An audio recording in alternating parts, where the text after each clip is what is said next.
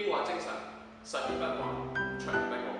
我心目中嘅英華精神咧係默默耕耘，不居名，不居功。師兄幫助師弟，唔求師弟回報，幫翻師兄，只求師弟繼續幫助佢哋嘅師弟。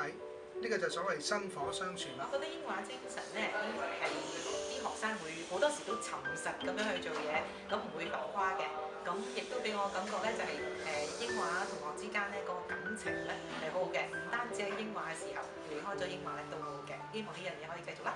英華精神喺球場上就永不言敗，喺學業上就應該係努力向上。喺好多英華嘅同學身上咧，其實都可以睇到我體驗到佢哋嘅英華精神嘅。例如咧，佢哋會自動學習啦，亦都會咧好自律，會好妥善咁咧管理自己嘅時間啦，同埋自己嘅一言一行嘅。咁亦都會咧好自發咁樣係為學校同埋為社會去服務嘅。係，我覺得咧英華嘅精神咧就係比較關愛咯。嗱，老師咧就關心學生啦，學生咧又好尊敬老師嘅。另外咧，師兄咧就好關心啲學弟嘅。另外學弟咧又會好崇拜啲師兄，所以成間學校咧就好有愛心嘅。英華仔係大家都可以做到係堅毅、踏實、自信，對人係有一份關愛、一份守望，對事係有自己嘅堅持。喺困難同埋唔順境嘅時候咧，都係可以有一份自信，有風骨咁去面對事情嘅。英華精神係乜嘢？係篤信善行咯。咩叫篤信善行啊？唔知啦。篤信善行當然係要學基督嘅捨己為人精神啦。呢個其一，即係服務態度啦。咁咧而篤信當然亦都要愛己愛人啦。善行呢啲更加唔使講啦，即係話你每一日如何地生活，你有冇盡心去到生活，有冇用心去到對人呢？嗱，呢一個就係我期望，亦都應該我哋應有嘅態度，就係英華精神。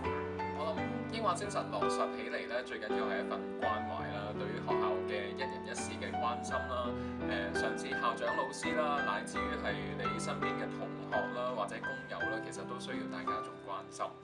我諗英華精神可以建諸一啲最微細嘅事情上面嘅，但係最緊要係大家中意呢個地方，同埋喺同一屋檐下，大家係咪真係當呢個係屋企？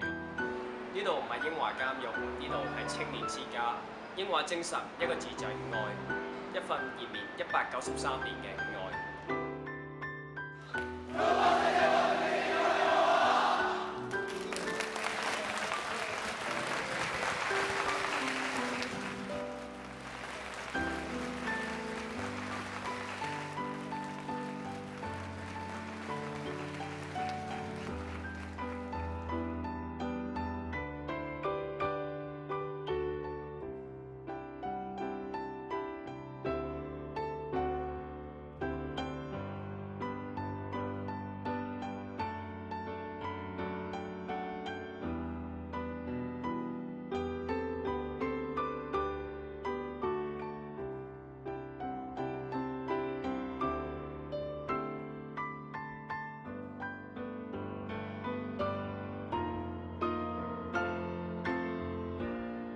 10年樹木，8年樹人。10年樹木，8年樹人。